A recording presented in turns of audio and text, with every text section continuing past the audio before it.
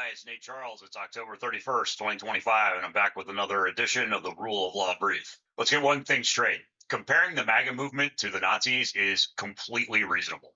Every time someone points out the parallels, MAGA defenders push back and say, we're nothing like the Nazis. We haven't committed genocide. Well, no, you haven't, but that's not the point.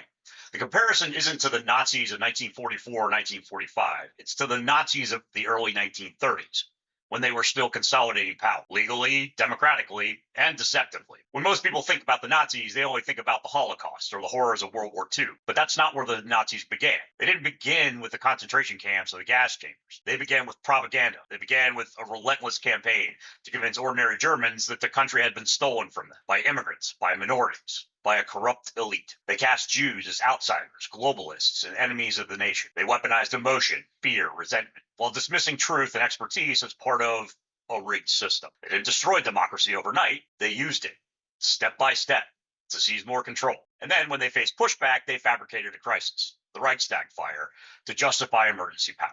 That's how Hitler went from being an obscure political radical to an authoritarian dictator with genocidal ambitions. That process took nearly 20 years. And that's where MAGA is right now. Not at Auschwitz, but at the beginning of a road that leads there, if unchecked. MAGA mobilizes the same emotional levers: fear of outsiders, hatred of minorities, contempt for institutions, and blind loyalty to a single charismatic leader. They claim to be patriots defending America while attacking the rule of law, demonizing the press, and undermining elections, exactly as the Nazis did in their rise to power.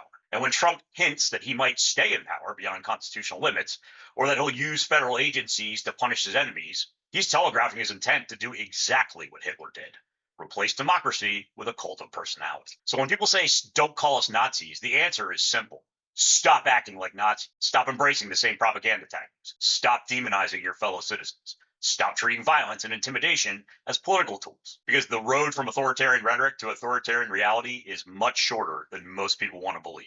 And history shows us exactly where it leads. The comparison between MAGA and Nazis isn't hysteria. It is historical literacy. And pretending these parallels don't exist is exactly how democracies sleepwalk into tyranny. We're not warning that MAGA is the Holocaust. We're warning that MAGA is where it started. And if that makes people uncomfortable, good.